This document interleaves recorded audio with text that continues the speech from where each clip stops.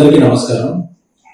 నేను ఇటీవల dragon audio function జరిగితే ప్రీ రిలీజ్ ఫంక్షన్, దాంట్లో సరదాగా ఒక తెలుగు అమ్మాయిలతో పని చేయను అన్నట్టు ఒక హెడ్డింగ్స్ అనే యూట్యూబ్ లో కొన్ని వెబ్సైట్లు తెలుగు అమ్మాయిలతో ఇక పని చేయను అన్న ఎస్కే, తెలుగు అమ్మాయిలతో ఇబ్బందులు ఉంటున్నాయి అన్న ఎస్కే అనే విధంగా ఇదవుతుంది.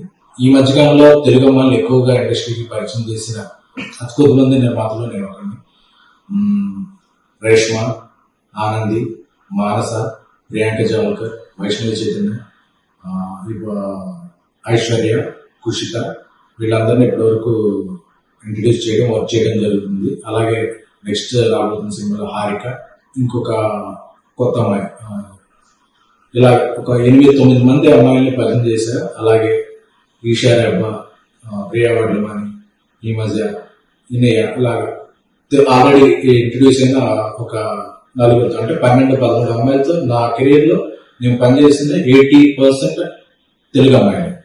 సో నేను టార్గెట్ పెట్టుకున్నా, నేను తెలుగు జర్నలిస్ట్ గా నా కెరీర్ స్టార్ట్ చేశాను కాబట్టి నేను అనుకున్న టార్గెట్ ఏంటంటే ఒక 25 మంది అమ్మాయిలు, వాళ్ళు వేరే ఫీల్డ్, హీరోయిన్ గా, రైటర్ గా, ఆర్ట్ డైరెక్టర్ గా, ఎగ్జిక్యూటివ్ ప్రొడ్యూసర్ గా, డైరెక్టర్ గా, నాకు తెలిసిన సర్కిల్ నుంచి 25 మంది తెలుగు అమ్మాయిని నా పరంగా ప్రోత్సహించాలి, ఎంకరేజ్ చేయాలని. అంటే మనం పరిచయం చేసిన వాళ్ళందరూ టాప్కి వెళ్ళిపోరు, అందరూ బాటం వెళ్ళిపోరు. బట్ అవకాశం, మొదటి అవకాశం ఇవ్వడం అనేది ఒక ఇంపార్టెంట్. సో ఇప్పుడు నా నెక్స్ట్ 3 సినిమాలు తెలుగు అమ్మాయిలే. అందులో ఆర్ట్ డైరెక్టర్ తెలుగు అమ్మాయి, ఎగ్జిక్యూటివ్ ప్రొడ్యూసర్ తెలుగు అమ్మాయి, రైటర్ కూడా తెలుగు అమ్మాయి.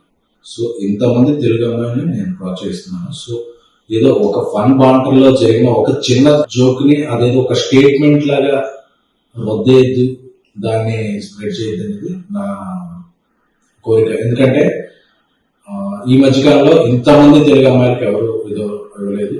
ప్లస్ నేను దాన్ని ఒక ఉద్యమంలా ముందుకు తీసుకెళ్తున్నాను కాబట్టి ఏదో ఒక జోక్లా తీసుకోవడం తప్ప దాన్ని ఒక స్టేట్మెంట్ లా తీసుకుని ఇక తెలుగు అమ్మాయిలకి అవకాశం ఉంటుంది. ఎందుకంటే నేను చేస్తున్న సినిమాలు, చేయబోయే సినిమాల్లో కూడా నా ఫస్ట్ ప్రిఫరెన్స్ తెలుగు అమ్మాయిలకే. సో దీంట్లో ఇక ఎటువంటి ప్రచారానికి తావే ఉందని కోరుకుంటున్నాను.